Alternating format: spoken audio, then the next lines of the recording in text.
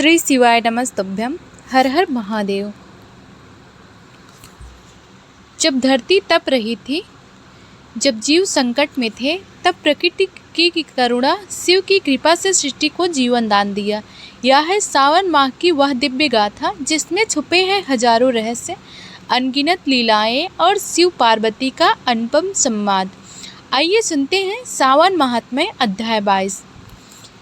पार्वती जी ने भोलेनाथ से कहा, प्रभु ये जो सावन माह है इसे इतना पवित्र क्यों माना गया है? क्यों धरती पर इतने व्रत, पूजा, उत्सव और स्नान दान के पर्व इसी माह में होते हैं? हे त्रिपुरारी, आप ही बताइए इसका रहस्य क्या है?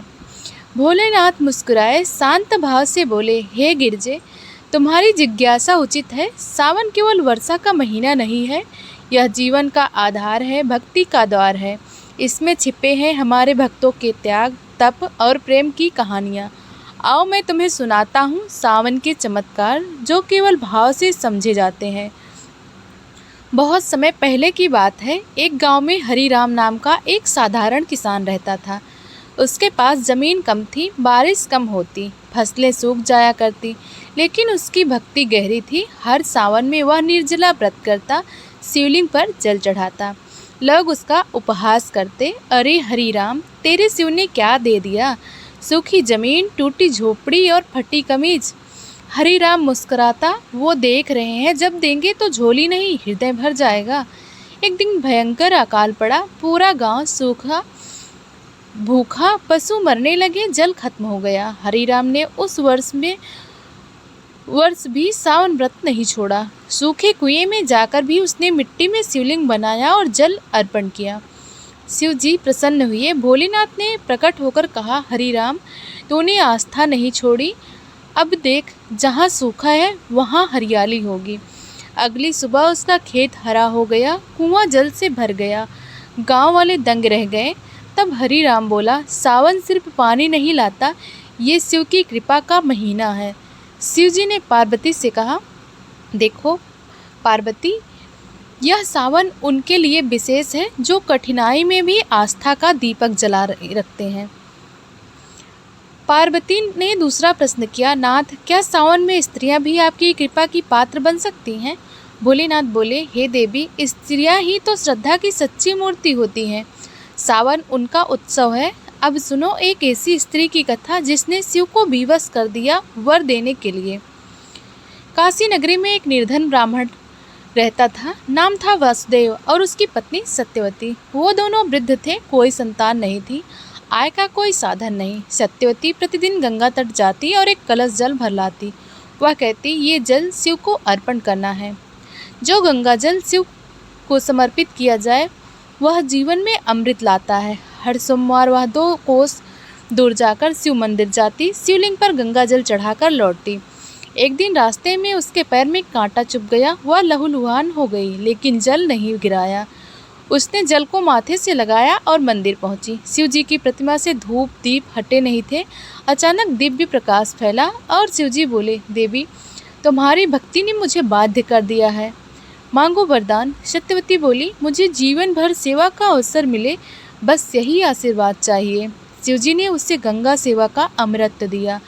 भोलेनाथ बोले, हे पार्वती, यही है सावन की महिमा। गंगा जल से जब भक्ति बहती है तो मेरे हृदय को झकझोर देती है। पार्वती जी बोली, नाथ, ये जो भक्त इतने कष्ट में भी भक्ति करते हैं, क्या उनकी सभी कामनाएं पूरी होती हैं? शिव जी बोले, नहीं देवी, हर कामना पूरी नहीं होती, क्योंकि कभी कभी मैं भक्त की परीक्षा लेता हूँ। अब सुनो एक व्यापारी की कथा जो सीख बन गई। विनोद नाम का व्यापारी बहुत धनवान था। हर साल सावन में हजारों रुद्राभिषेक करवाता, स्वर्ण कलशों में अभिषेक करता, सोने का नाग बनवा कर चढ़ाता, लेकिन उसका मन सेवा नहीं, स्वार्थ से भरा था। वह कहता, मैं शिव को मनाऊंगा और व्यापार दोगुना करवा लूँगा। उस वर्ष जब वह रुद्राभिषेक करवा रहा था, एक साधु भिक्षा मांगने आया। विनोद ने उसे भगा दिया। जा रे फकीर, तुझ पर खर्च करके मेरा व्यापार कैसे बढ़ेगा? साधु हंसकर बोला, तो अभिषेक करवा रहा है, लेकिन शिव तो वहाँ नहीं है, वो वहाँ है जहाँ सेवा है। उसी रात शिव जी स्वप्न में आए। हे विनोद, तेरा अभिषेक मुझे नहीं, तेरे अहंकार को समर्पित था। मैंने सब देख लिया, अब तेरे व्यापार छीड़ होगा।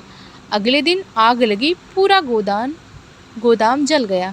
विनोद रोने लगा। तब वही साधु फिर आया, अब सेवा कर बिना स्वार्थ के। विनोद ने मंदिर में अन्नदान शुरू किया, गरीबों को भोजन देने लगा। 1 वर्ष बाद व्यापार फिर से चल पड़ा। शिव बोली पार्वती से, देवी सावन में मैं केवल श्रद्धा देखता हूँ, प्रदर्शन नहीं। जो नम्र होता है वही मेरा प्रिय होता है।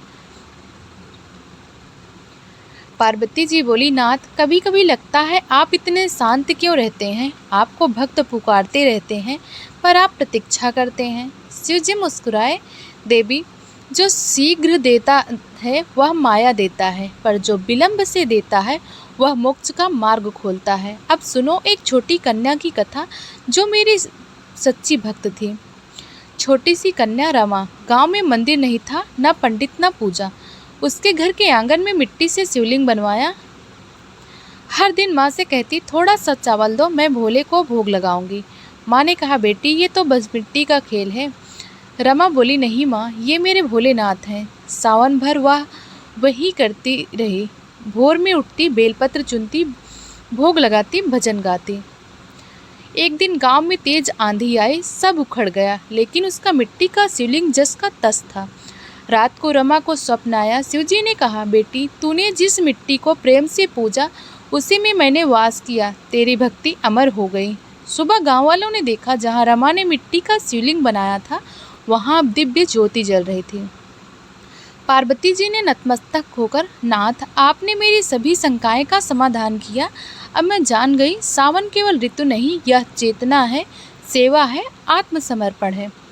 शिवजी बोले, देवी सावन में जल चढ़ाना सरल है, पर सच्ची जल है श्रद्धा, सेवा और संतोष। जो इन्हें चढ़ा दे वही मेरा सच्चा भक्त है।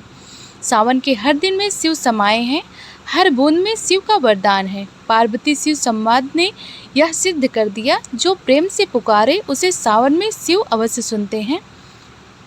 अगर आपको ये पावन कथा पसंद आई हो तो कृपया इस वीडियो को लाइक करें, शेयर करें और हमारे चैनल को सब्सक्राइब करें। जय भोलेनाथ, हर हर महादेव।